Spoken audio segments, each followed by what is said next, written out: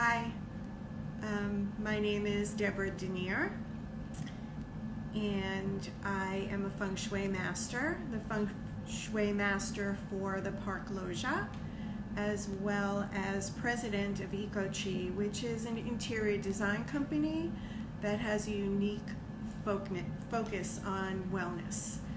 And this focus is put together with some unique parameters around sustainability, environmental psychology, and also Feng Shui. Welcome to part 2 of the Intro to Feng Shui, and I hope that you will check out the first one if you missed it, and that's on IGTV channel for the Park Loggia at 15 West 61st Street. The 5 elements of Feng Shui, and what do they mean? It represents all the energies of life. According to the ancient practices of Chinese masters, and this started 5,000 years ago, and we're still practicing it today. I would say that I'm still a student, that I learn every day, both from my clients and through the energies and the cycles of life that we're kind of forced to be in. So today we're going to cover the water energy. And I was thinking about this a little bit before, and it's just water energy is symbolized by the season of winter. And we're just coming out of winter. But I certainly feel like we're being forced to stay there a little bit longer, because water energy is, just imagine the deepest part of the ocean on a really still day, and going really, really deep and very dark. And it feels like we've been forced to kind of stay in that kind of energy because what we're going through at this time. But keep in mind, life is about seasons and cycles. And we are in the spring season, which is wood energy. And this wood energy is all about rebirth and regrowth and a new chapter on life. So very often on a cloudy day, you may feel like things are really, really tough, and you don't realize that without the cloudy days, the sun would never influence us in the same way. So I think that's a very simple way of explaining where we are right now. And I'm so glad that you've joined me, and I'm going to take you on a little journey of the Park Loggia. So right now I'm going to show you a photograph. They look a little upside down though. Let's see if it'll straighten out. No, not really. Sideways, you can see the art at the Park Loggia, and that art is definitely water energy. And what does this? I'll show you a little. I'll show you a little real water energy while we're on that. So the art at the Park Loggia in the lobby was chosen because in our compass reading, it showed that we really needed water energy there. And that is to balance out the feeling, to improve the experience. But also, water in Feng Shui represents prosperity. It represents abundance. It represents life force. And so this is something you could use even at home. Think about the southeast, or the east area of your home, and putting maybe a water feature there. Or you could take that area and put a fish tank. And something pretty fun about having a fish tank is if you have 8 goldfish in there and 1 blackfish, the blackfish actually absorbs any bad luck that might be around, but the goldfish actually enhance prosperity. also brings in this life force, this kind of movement into the place that you're living. And this is a real plus. Also, we did some water art throughout the lobby in the water areas. And that kind of balances out any of the fire that is present and kind of calms it down, so that when entering home, you have this calmer feeling, getting out of the rush and the chaos of the city. Water energy is also something you should take a look at and walk around your apartment or your home and be sure that there are no leaks. Because if there are leaks by your faucet, that means that your prosperity is being lost and not held. So keep that in mind as well.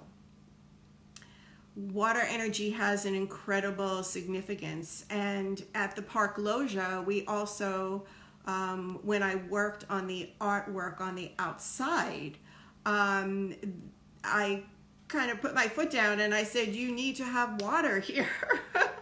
We needed a fountain on the outside, and you'll notice that a lot of architecture will have fountains on the outside, and this is again life force and prosperity, and so bring that into your home. It also is represented by an irregular I say an irregular pattern, but the lack of a pattern, really, blah, lack of a pattern would be very watery. And so that would be something really, really fabulous to bring in as well.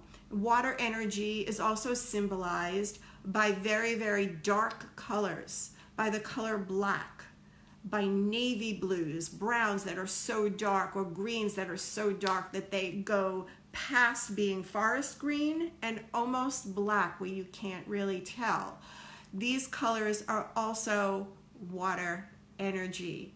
And the really fun part about this is that water energy actually will feed wood energy.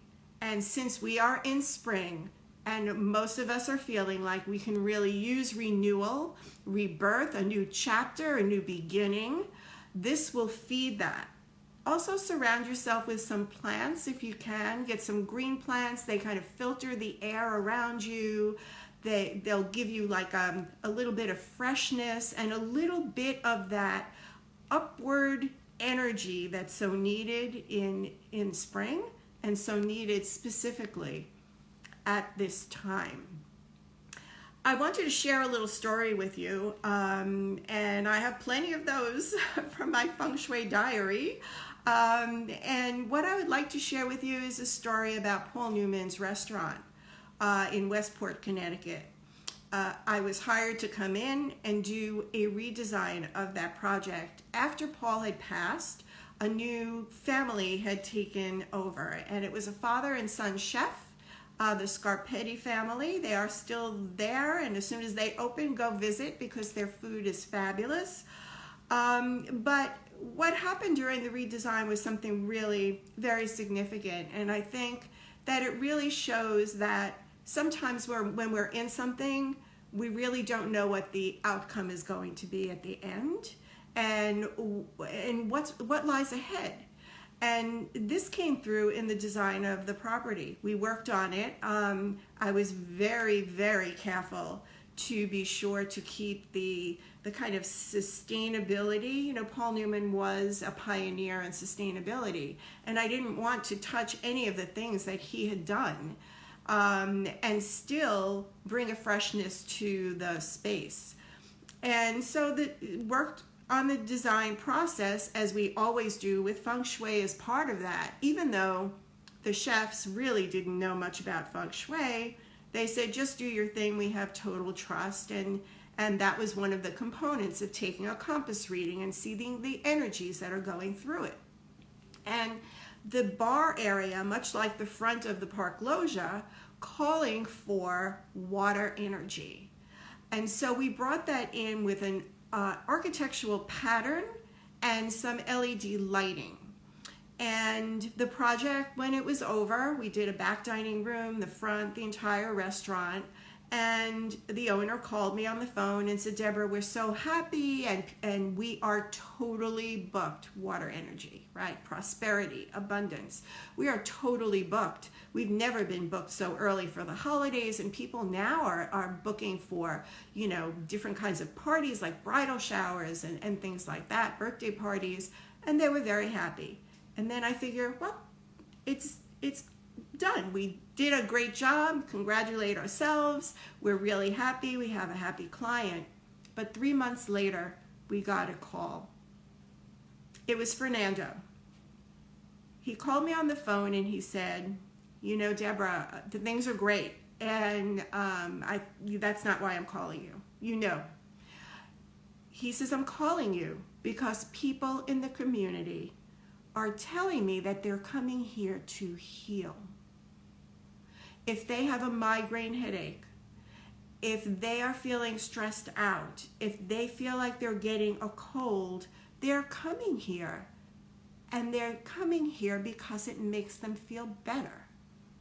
I don't understand Feng Shui, but I know that this is because of your work, and I just needed to call and tell you. So when your intentions are good, and when you're doing things that are coming through education, experience, and keeping in mind that Feng Shui is an intuitive art, these are all pulled together, and the immediate results of my work, I always know, is done in the best way possible. The Feng Shui is going to bring good things to people, balance things out, calm them down, bring harmony, support them in what they want in their future. All of that is going to come together. But the unknown part, almost called the heaven energy, or the sanchai of what is going on, is bigger. The sanchai is like a sandwich. The top piece is heaven energy. The bottom piece is earth energy. And the piece in between is the human experience. So when you line these up, Feng Shui with heaven energy, earth energy with the items, products, and materials that you choose to surround yourself with, the human experience is influenced in a very impactful way, more than we might expect at the end. Please come visit the Park Loggia. Take a look at the first floor. We have both wood energy and water energy, and maybe we'll talk a little bit about wood energy the next time that we meet up. Remember that when you nurture your space, it will nurture the spirit within, and designing your experience, you're in control of that. I wish you all to be healthy and well, and I thank you so much for sharing some of your time with me today. And remember that this is the time to design your own human